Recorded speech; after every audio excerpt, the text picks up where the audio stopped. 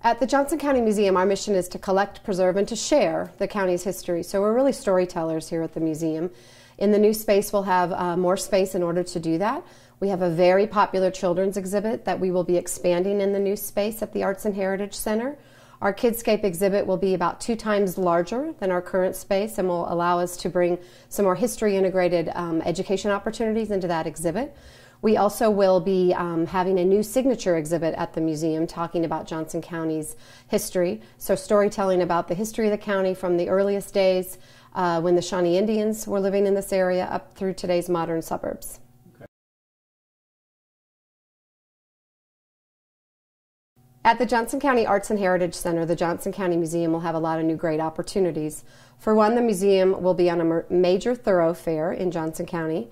We also will have the opportunity to partner with the Johnson County Park and Recreation District's Theater in the Park program, as well as their Fine Arts program. We're really looking forward to providing interdisciplinary arts and cultural opportunities for the community, both adults and kids alike. One of the big changes people will see when they come into the new Johnson County Museum at the Arts and Heritage Center is that the 1950s all-electric house will be inside the building. The house was initially donated to the museum in 1994, and it was moved here to the grounds of the Shawnee Museum. The museum was really excited to get that donation. It's really a super artifact, allowing us to tell the story of Johnson County's suburban World War II growth in the 1950s period. So we're very excited to integrate that more fully into our exhibition program inside the building. Mm-hmm. And what is the all-electric house for those who don't know? The 1950s all-electric house was a home that was built in 1953 in the Indian Field subdivision by Kansas City Power and Light. The electric company was interested in this home because it was really featuring all the latest electrical gadgets and features related to modern living in the 1950s. It was all electric, which meant it had a heat pump that had air conditioning and heat provided, which was really the main interest of Kansas City Power and Light at that time. For those that are old enough to remember, air conditioning was not a standard feature in homes in the 1950s, and so it really was a very innovative quality to a house. And people were very interested in this home. When it was a model home, open for about 6 months, 62,000 people toured this home. It had a huge impact. To give you a benchmark on what that would mean, it was the county's population at the time was 60,000. So it would be like people going to visit something today, every single county resident going and visiting some new feature in our community today. So it had a huge impact.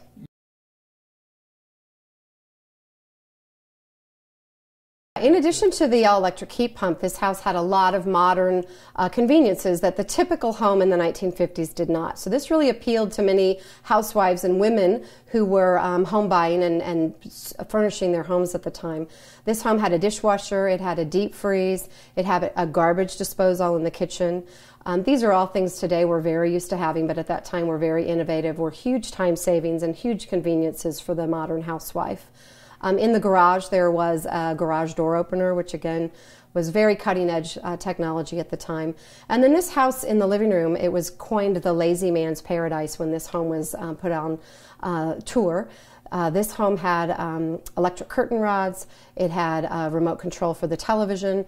The television was hidden. In 1953, television was just being introduced to homes. We had 3 channels in Kansas City.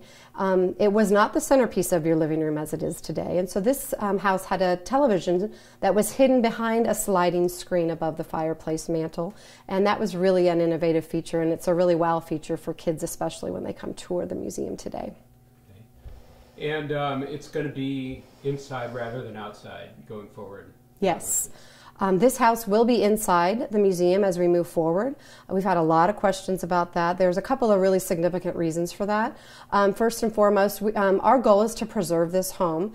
And once it's moved inside the building, our job of preserving the home will be much easier. It is like having your own home and all the maintenance that's required of that. I think any homeowner can relate to the costs and the time and energy devoted to that.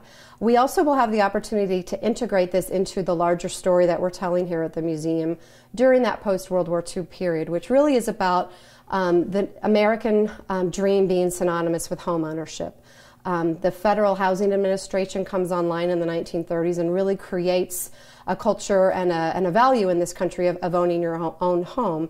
And the house really symbolizes that sense of the American dream. And so that's a huge part of our story that we tell, and we can integrate it more fully than we can now where it's outside of the building. All right, and it was moved here, it was moved once before, right, from Prairie Village to here? Yes. This home was privately owned and donated to the museum in 1994. We moved the house once to our current property. The house was originally at 4602 Homestead Drive, which is in Prairie Village in the Indian Field subdivision. We moved the house in October of 1994. We took about 4 years to restore it before it was opened to the public as a historic house museum. So we have moved it before, and we're excited to move it again. And it was quite an undertaking to move it this time. Yes. Yeah, it is quite an undertaking to move a house, especially the distance we're moving it. It's about 9 miles. This time, technology has changed, and so we are able to move the house all in one piece, where last time we had to cut the garage off and move it in 2 pieces separately. We're excited about the opportunity to be able to move it in one piece because it does provide a lot less damage to the home as it's moved, and certainly one of our goals in the preservation is that we do the least amount of damage and harm to it. So technology's come a long way compared to 20 years ago when last we moved the house.